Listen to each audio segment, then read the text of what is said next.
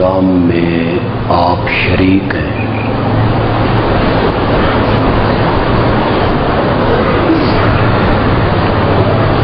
یہ عظیم الشان پروگرام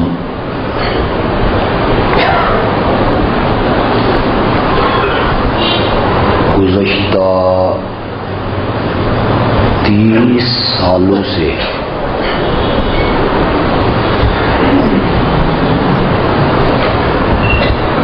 اسی رات میں اور اسی مسجد میں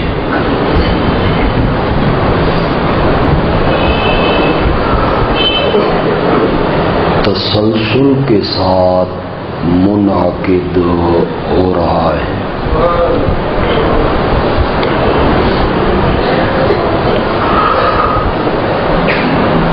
سن 1985 میں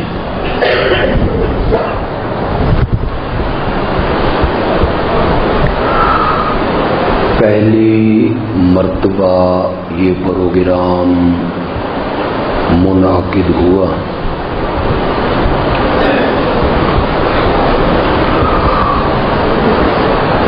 وہ ایک مختصر سی نشست تھی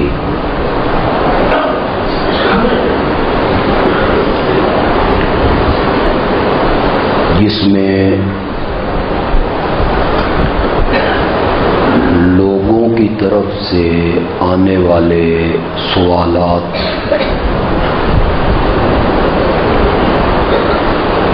شبہات اور اشکالات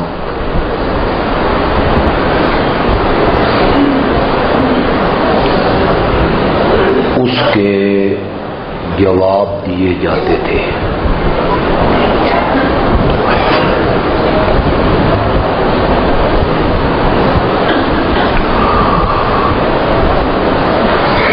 جن ایام سے ہم گزر رہے ہیں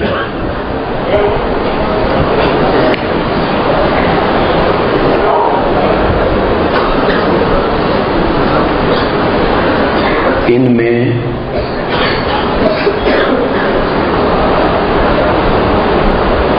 اکثر سوال جو آپ کی جانب سے آئیں گے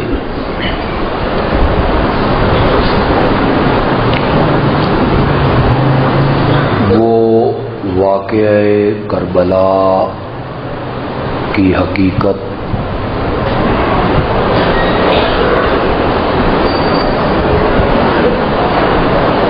اس واقعہ کا اصل ذمہ دار کون ہے،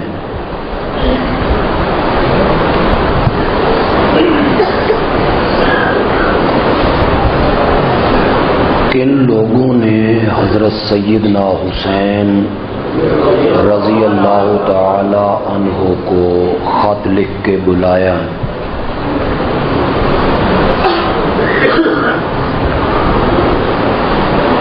اور وہ کون لوگ تھے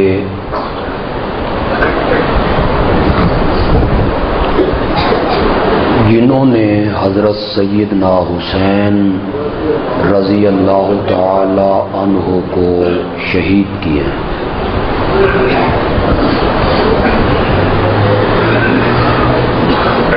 چونکہ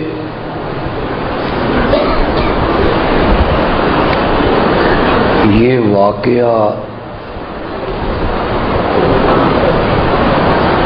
یزید کے دور حکومت میں پیش آیا،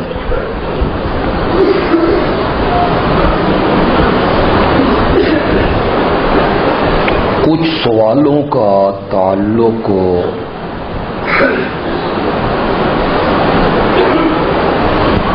اس سے بھی ہوگا۔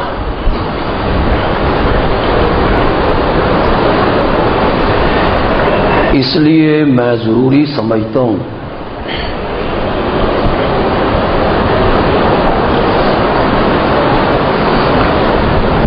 کہ اس واقعہ کی اصل حقیقت آپ کے سامنے رکھوں،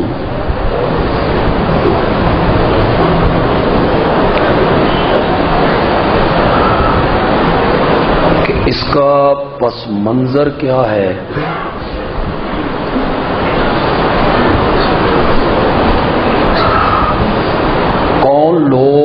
میں ملوث ہیں،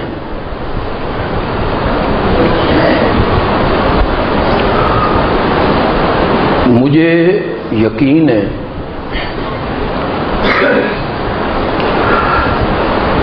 کہ میری تقریر سے آپ کے بہت سارے اشکال ویسے ہی ختم ہو جائیں گے۔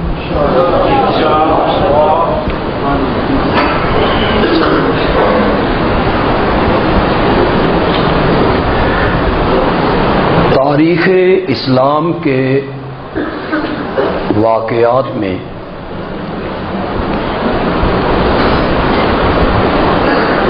واقعہ کربلا نے بڑی اہمیت حاصل کی ہے۔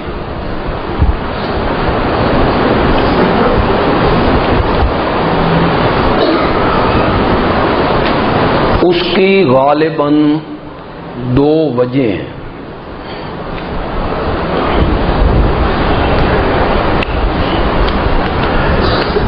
ایک وجہ یہ ہے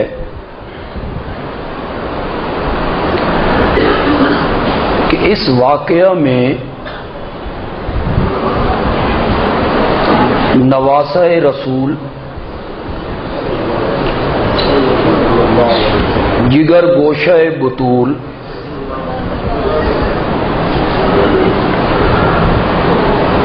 حضرت سیدنا حسین رضی اللہ تعالی عنہ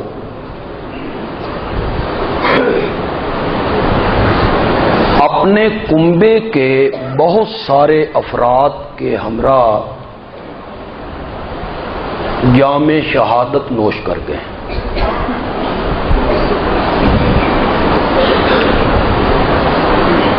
ہر کلمہ پڑھنے والے کو حضرت حسین سے جو عقیدت ہے، محبت ہے، الفت ہے، پیار ہے، تعلق ہے،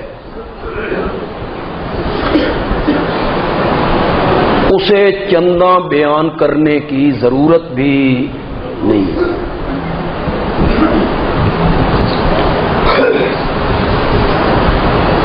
نواسہ رسول بھی ہے،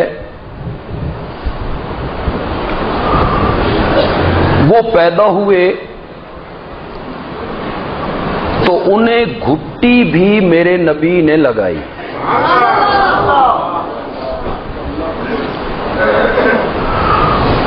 اور اگر ایک روایت پہ اعتماد کروں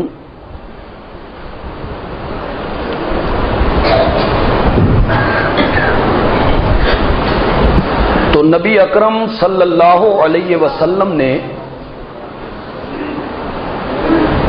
حضرت حسین کو اٹھایا اور سب سے پہلی غذا جو حضرت حسین کے پیٹ میں پہنچی وہ میرے نبی کا لعاب مبارک تھا۔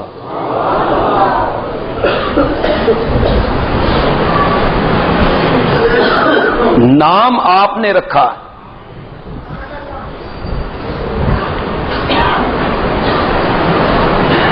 کاندھوں پہ سوار کیا، کس کس فضیلت کا ذکر کروں، لیکن آپ میری بات کی گہرائی میں جائیں تو میں کہوں گا کہ نواسہ رسول ہونا، حضرت علی کا فرزند ہونا، حضرت فاطمہ کا جگر بند ہونا، نبی پاک کے کاندھوں پہ سواری کرنا، یہ ساری فضیلتیں دوسرے درجے کی ہیں، ثانوی حیثیت رکھتی ہیں۔ حضرت حسین کی سب سے بڑی فضیلت یہ ہے کہ وہ میرے نبی کا صحابی ہے صلی اللہ۔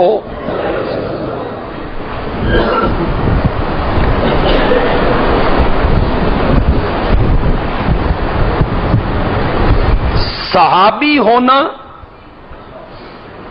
ایک ایسا درجہ ہے کہ پچھلی ساری امت مل کے بھی کسی صحابی کے پاؤں کے تلووں کو بھی ہاتھ نہیں لگا. یہ ہے اصل مرتبہ. اور پچھلی امت سے میری مراد میں اور آپ نہیں ہے، یا اس صدی کے یا پچھلی صدی کے لوگ نہیں ہیں. بعد میں آنے والی امت سے مراد ہے تابعین، جنہوں نے صحابہ کو دیکھا تھا. بعد میں آنے والی امت سے مراد ہیں تبع تابعین، جنہوں نے تابعین کو دیکھا تھا.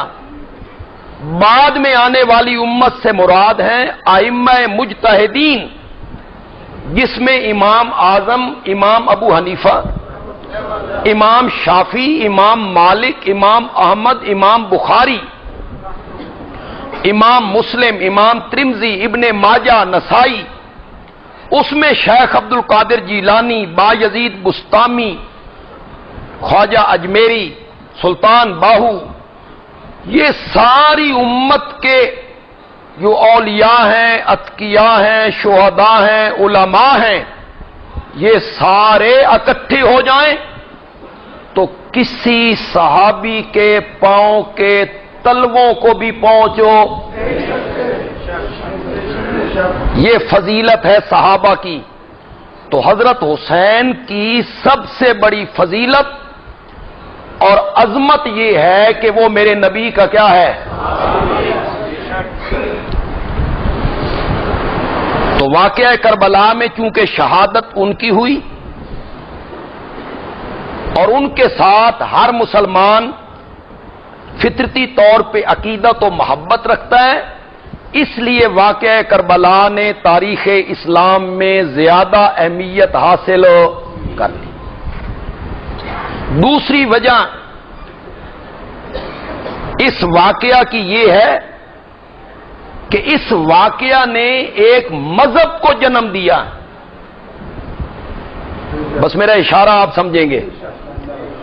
اس واقعہ نے باقی کسی واقعہ سے کوئی مذہب جنم نہیں پایا، جتنے واقعات ہیں تاریخ اسلام کے، لیکن اس واقعہ نے ایک مذہب کو جنم دیا جس کے پوری مذہب کی بنیاد واقعہ کربلا ہے.